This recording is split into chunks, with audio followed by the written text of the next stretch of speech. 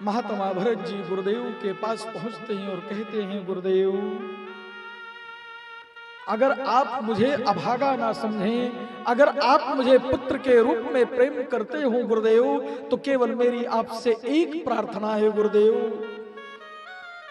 अगर आपने मुझे राज सिंहासन पर बैठने के लिए कह दिया तो मैं यही जान जाऊंगा कि आप भी माता कैकेयी का साथ देते हैं गुरुदेव। मैं यही जान जाऊंगा कि भरत को आप प्रेम नहीं करते हैं गुरुदेव। मैं चाहता हूं कि मेरे साथ चलो और सब लोग चलो और साथ में चल करके भैया जहां गए हो उनको मना करके लाते हो, ला करके अयोध्या के राज सिंहासन पर बैठाते हैं।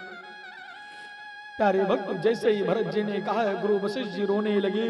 कहते हैं, भरत जी तुम्हारे जैसा भाई संसार में कोई नहीं।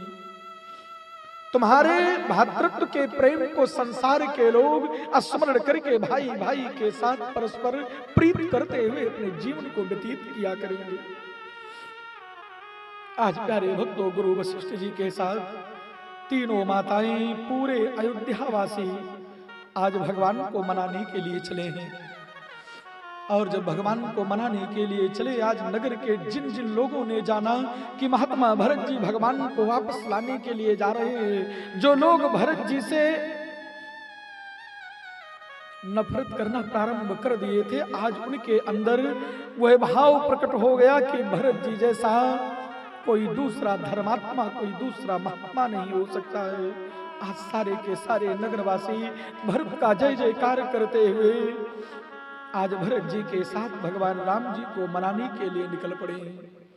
और प्यारे भक्तों, भगवान का स्मरण करते हुए आज भरत जी ने अपने पांव में कुछ धारण नहीं किया, भरत जी ने पीतांबर नहीं धारण किया और भरत जी आज सबके साथ भगवान को मनाने के लिए चले हैं। और मार्ग में स्थिति कैसी है प्यारे भक्तों, चारों तरफ रेत पड़ी है, गर्म रेत है, लेकिन महात्मा भरत जी का अपने भाई के लिए इतना बड़ा प्रेम है कि उन्हें रेत आज गर्म नहीं लग रही है।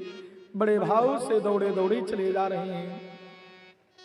केवट जी ने जब जाना कि भरत सच में जिस प्रकार से प्रभु कह रहे थे वैसे ही भरत जी भगवान को प्रेम करते हैं।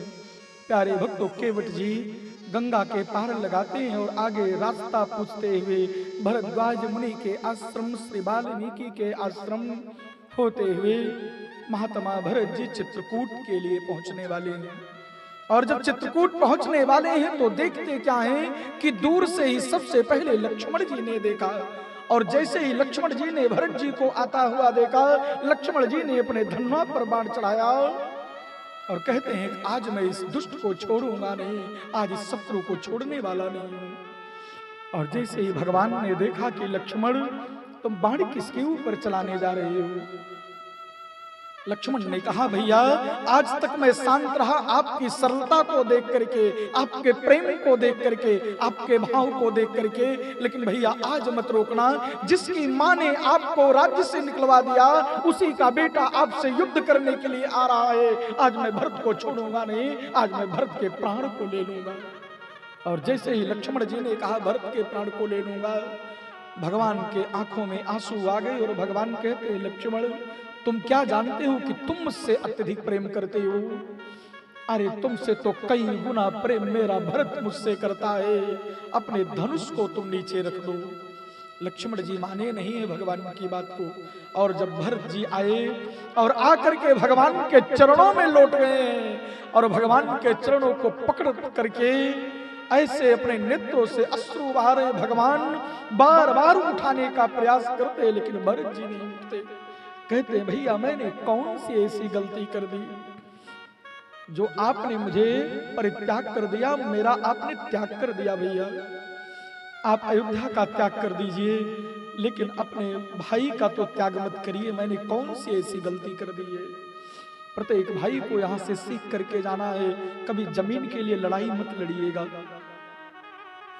भगवान राम जी ने रामचरितमानस में, राम कथा में भगवान ने यही कहा कि जो मेरा बैकुंठ धाम है उससे भी सुंदर यह अयोध्यापुरी मुझे सुहावनी लगती है। जो बैकुंठ से भी सुंदर अयोध्या है उस अयोध्या को राम ने अपने पांव से ठोकर मारा कि मेरा भाई भरत राज सिंहासन पर बैठे, मेरे माता पिता की वाणी सत्य हो जाए। और उसी राज्य को महात्मा भरत जी ने अपने पांव से ठोकर मारा है कि मुझे राज्य नहीं चाहिए, मुझे केवल मेरे भाई का प्रेम चाहिए। तो जीवन में कभी भी भूमि के लिए भाई से युद्ध मत करिएगा। भूमि आपके पास 1 बीघा है, 2 बीघा लिखवा लोगे, 10 बीघा लिखवा लोगे, लेकिन जिस दिन भाई की ममता आपके पास से चली गई, दोबारा भाई को नहीं प्राप्त कर पाओगे। चाहे जितना आप तपस्या कर लो, चाहे जितना आप धनवान बन जाइए। प्यारे भक्तों, महात्मा भरत जी छोड़ते नहीं, भगवान उठाते हैं। लक्ष्मण जी का धनुष अपने आप हाथ से छूट गया। लक्ष्मण जी नेत्रों से अश्रु बहाने लगे कि भरत जी के लिए मैं क्या सोच रहा था, भैया के लिए, और भैया इतना प्रेम करते हैं। राम जी उठा करके हृदय से लगाए और हृदय से लगा करके कहते हैं, भरत तुम रोना बंद कर दो। अरे पागले, मैं तेरा कभी त्याग ही नहीं कर सकता। भरत तू तो सदैव मेरे हृदय में विराजता है, मैं तुझे कभी छोड़ नहीं सकता हूं। भरत जी के मुख से एक ही शब्द निकला कि भैया आज मुझे विश्वास हो गया कि मुझसे आप प्रेम नहीं करते हैं, आप मीठी मीठी बातें मत करिए। राम जी ने कहा कि मैं प्रेम नहीं करता हूं, ये तुम कैसे कह रहे हो? कहते मैं सच कह रहा हूं भैया, अगर आप मुझसे प्रेम करते होते तो कम से कम माता पिता का कहना तो मानना था। एक माता पिता ने आपको 14 वर्ष का वनवास कहा, एक मां ने वरदान के बंधन में अपने पति को बांध दिया, और उस पति ने रघुकुल की मर्यादा को कलंकित ना करते हुए 14 वर्ष वनवास आपको भेज दिया। तो पहला वरदान मां ने मेरा राज तिलक मांगा था भैया। अगर मेरा राज तिलक हो जाता तो एक राजा ने आपको वनवास जाने के लिए कहा था, और जैसे ही मेरा राज तिलक होता और जब मैं राजा बनता तो उसी कुल की परंपरा को बचाने के लिए, और चाहे कुल की परंपरा नष्ट हो जाती, मैं आपको खुद उतर करके राज सिंहासन पर बैठा देता। आप भैया क्यों छोड़ करके चले आए? प्यारे भक्तों, आज महात्मा भरत जी रुदन कर रहे, लक्ष्मण जी दौड़ करके आए और चरणों में लगे। तब तक देखते क्या है, माता कौशल्या, माता सुमित्रा, कैकेयी, अयोध्यावासी सारे के सारे लोग, गुरु वशिष्ठ जी, आर्य सुमंत दौड़े दौड़े चले आ रहे हैं।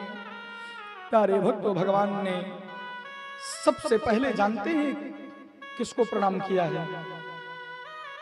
गुरु वशिष्ठ जी को प्रणाम करने के बाद तीनों माताओं में सबसे पहले भगवान कैकेयी के चरणों में गए। किसके चरणों में? कैकेयी के चरणों में गए। आज ध्यान दे लीजिएगा, कल की कथा से यह सीखना है समस्त माताओं को कि कोई ऐसा कार्य नहीं करना कि पति देवता को दुख होने लग जाए। और आज की कथा में बाबा मानस में वर्णन करते हैं कि आज एक ऐसी प्रथा चली है कि माता कैकेयी ने अपने पति को स्वर्गलोक भेज दिया और अपने पुत्र को यश वैभव कीर्ति प्रदान करने के लिए उन्होंने पूरा कलंक अपने ऊपर ले लिया है। इस बात को केवल माता कैकेयी जानती हैं और राम जी जानते हैं, दूसरा और तीसरा कोई नहीं जान सकता है। पहले ही भगवान राम जी में और माता कैकेयी में ये दोनों लोगों का प्रस्ताव हो चुका था। प्यारे भक्तों, भगवान की माया अनंत है। भगवान दौड़ करके सबसे पहले माता कैकेयी को प्रणाम किए। माता कैकेयी अपने नेत्रों से ऐसे अश्रु बहा रही हैं, ऐसा लग रहा है जैसे कोई झरना बह रहा हो। माता कौशल्या ने प्रेम किया, माता सुमित्रा ने प्रेम किया है। सारे के सारे लोग मनाने आए हैं, सब लोग विराजते हैं। रात्रि विश्राम के भरत जी रात में सबके कुटिया में जाते हैं। कहते हैं माँ कौशल्या से, कहते हैं माँ आप भैया को कह देना सुबह चलने के लिए, जब बैठक होगी तो आप कह देना सुबह चलना है। आज महाराजा जनक और महारानी सुनैना सारे के सारे लोग जनकपुर से उपस्थित हुए हैं चित्रकूट की पावन भूमि पर। भगवान का स्मरण करते हुए महात्मा भरत जी जनक जी के पास जाते हैं और कहते हैं आप जब कह देंगे तो जरूर मेरे भैया चले चलेंगे, और आप तो अब वर्तमान में पिता नहीं हैं, आप ही हम लोगों के पिता हैं। आप अपनी छत्र छाया और ऐसा आशीर्वाद बना के रखिएगा बाबूजी की, जिससे हम लोगों के जीवन में कोई अंधकार ना आने पावे। हम सब अभी नन्हे बालक हैं। प्यारे भक्तों, महाराज जनक जी भरत जी से कहते हैं भरत जी आपका प्रेम अटूट है, लेकिन महाराज चक्रवर्ती सम्राट जो दशरथ जी की मर्यादा है वो टूटने ना पाए, उसका उल्लंघन ना होने पाए। इसलिए मैं चाहता हूं कि जो आपके ज्येष्ठ भ्राता कहें वही बात सबको माननी चाहिए। मैं प्रस्ताव आपकी ओर से रख दूंगा कि भरत जी आपको लेने के लिए आए हैं। भरत जी माता कैकेयी, कौशल्या, सुमित्रा सबके कक्ष में जाते हैं। गुरु वशिष्ठ जी से कहते हैं मना के लेके चलो। प्यारे भक्तों, सुबह प्रातः काल सभा लगी और जैसे सभा लगी सबसे पहले भरत जी को बोलने का अवसर मिला। और जब भरत जी को बोलने का अवसर मिला तो भरत जी खड़े होते हैं और कहते हैं भैया अगर आप मुझसे प्रेम करते हैं तो केवल मेरा एक कहना मान लीजिए। गुरु वशिष्ठ भी चाहते हैं, तीनों माताएं भी चाहती हैं, महाराज मिथिला नरेश भी चाहते हैं और ये पूरी अयोध्यावासी चाहती है कि भैया आप वन का त्याग करके आप अयोध्या के लिए प्रस्थान करिए। प्यारे भक्तों, भगवान राम जी भरत जी को हृदय से लगाते हैं और कहते हैं भरत जी मैं आपके प्रेम को, अयोध्या वासियों के प्रेम को जानता हूं, लेकिन हे भरत तुम धर्मात्मा हो, तुम धर्म को भली भांति समझते हो, तुम धर्म को भली भांति जानते हो। आज तुम एक भाई के प्रेम के बसीभूत होकर के आप स्वार्थी बन चुके हो। भरत तुम केवल भाई के प्रेम में अपना धैर्य खो चुके हो। आज स्वर्गलोक से हमारे जब पिता को यह पता लगेगा और स्वर्गलोक से देखेंगे कि मेरी मर्यादा को मेरे पुत्रों ने कलंकित कर दिया, जो रघुकुल की परंपरा थी कि रघुकुल रीति सदा चली आई, प्राण जाए पर वचन न जाई, आज वह रघुकुल की परंपरा नष्ट हो जाएगी, मिट जाएगी। अगर भरत तुम चाहते हो तो मैं तुम्हारे साथ चलने के लिए तैयार हूं। और जैसे ही भरत जी से राम जी ने ऐसे कहा कि पिता श्री स्वर्गलोक से देखेंगे तो कहेंगे क्या? महात्मा भरत जी के मुख से कोई शब्द नहीं निकलता। महात्मा भरत जी बंधन में बंध गए और कहते भैया मुझे एक आप नहीं चलते तो मैं आपसे कुछ कहना चाहता हूं, आप उसे स्वीकार कर लीजिए। भगवान कहते हैं भरत जी कहिए। प्यारे भक्तों, भरत जी ने भगवान से कहा एक तो प्रभु 14 वर्ष जैसे व्यतीत हो, 14 वर्ष व्यतीत होने के उपरांत आपको अयोध्या जी में पहुंच जाना है और नहीं पहुंचे तो मैं अपने प्राण का त्याग कर दूंगा, मैं मृत्यु को प्राप्त हो जाऊंगा। पहली बात तो मेरी ये कि समय पूर्ण होते ही आपको अयोध्या जी पहुंचना है, 1 घंटा लेट नहीं होना चाहिए, विलंब नहीं होना चाहिए। और दूसरी बात भगवान मैं चाहता हूं भैया कि जब तक आप अयोध्या जी नहीं आएंगे मुझे आप अपने चरण की ये पादुका दे दीजिए, इसे मैं राज सिंहासन पर रख करके अयोध्या का लालन पालन करूंगा भैया। और विश्वास दिलाता हूं जैसी अयोध्या आप छोड़ करके आए हैं आपके आने पर आपको वैसे ही मैं अयोध्या वापस करूंगा। ऐसा कह करके भरत जी खड़ाऊं को शीश पर लेकर के अयोध्या के लिए प्रस्थान किए।